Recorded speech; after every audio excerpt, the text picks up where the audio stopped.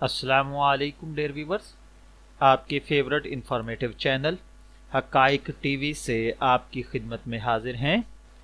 ہمارا آج کا موضوع گفتگو خواب کے اندر جوانوں کی غذا ہے۔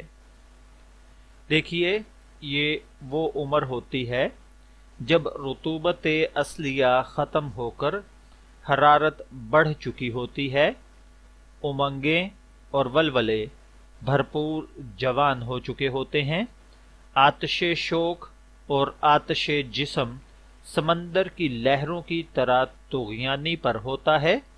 بندے کو بندہ نہیں سمجھتا، کوئی اسلام بھی کرے تو اس کا جواب اول تو دینا پسند نہیں کرتا، کیونکہ سوچوں کے گرداب میں ہمہ وقت مصروف رہتا ہے۔ اگر جواب دے بھی دے تو اکڑ کر دیتا ہے۔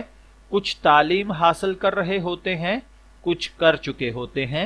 یہ عمر اپنا اپنا کیریئر بنانے کی ہوتی ہے، یا پھر بن گیا یا پھر کھو دیا۔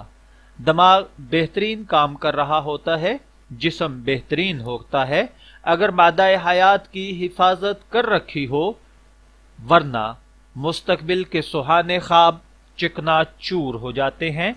کاروبار میں فیل، زندگی میں فیل، ہر وقت طبیعت گری گری، نہ کام کے نہ کاج کے، گھر والوں کے کوسنے الگ، آخر کار نفسیاتی مریض یا جنسی مریض بن کر رہ جاتا ہے، اور ڈاکٹر اور حکامہ کے درکار مستقل حاضر بندہ ہوتا ہے۔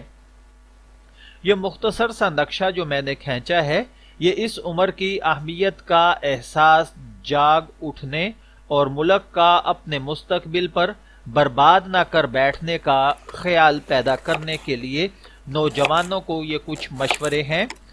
یاد رکھیے، جوانی کی اس عمر میں گرم غذاؤں سے پرہیز کرنا چاہیے، کیونکہ خون میں پہلے ہی بہت گرمی ہوتی ہے۔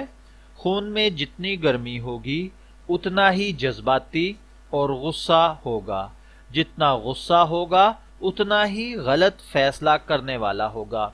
یوں تو عمر کا جو دن بھی گزر جاتا ہے دوبارہ کبھی لوٹ کر نہیں آتا، لیکن یہ جوانی کے ایام تو سوال ہی پیدا نہیں ہوتا کہ دوبارہ خواب میں بھی دیکھنے کو ملیں۔ اس بھرپور جوانی کی عمر میں معدہ، جگر وغیرہ سب اچھے طور پر کام کر رہے ہوتے ہیں۔ جو بھی کھایا جائے سب ہضم ہو جاتا ہے۔ سب گرم اور محرک غذائیں چھوڑ کر سب کچھ کھا لینا چاہیے، لیکن ٹھنڈی غذائیں کثرت سے کھانی چاہیے۔ خون کو ٹھنڈا رکھا جائے تاکہ جوانی کی حفاظت کے ساتھ ساتھ ٹھنڈے دماغ سے صحیح فیصلے کیے جا سکیں۔ یاد رکھنا چاہیے کہ طاقت سردی میں ہے، جب اس کو مناسب دھیمی دھیمی آنچ مل جائے، کیونکہ سردی کا مادہ ٹھوس ہوتا ہے اور اس کے مالیکیولز نزدیک نزدیک ہوتے ہیں۔ اس کلیے کو کبھی نہیں بھولنا چاہیے۔ ایک صحت مند جوان شخص کی روزانہ کی غذا میں اگر دیکھا جائے تو 1 کلو آٹا نہیں بلکہ ½ کلو آٹا ہونا چاہیے۔ اسی طریقے سے اگر وہ دن کے اندر آٹے کی جگہ چاول استعمال کرتا ہے تو یہ 250 گرام تک ہونے چاہیے۔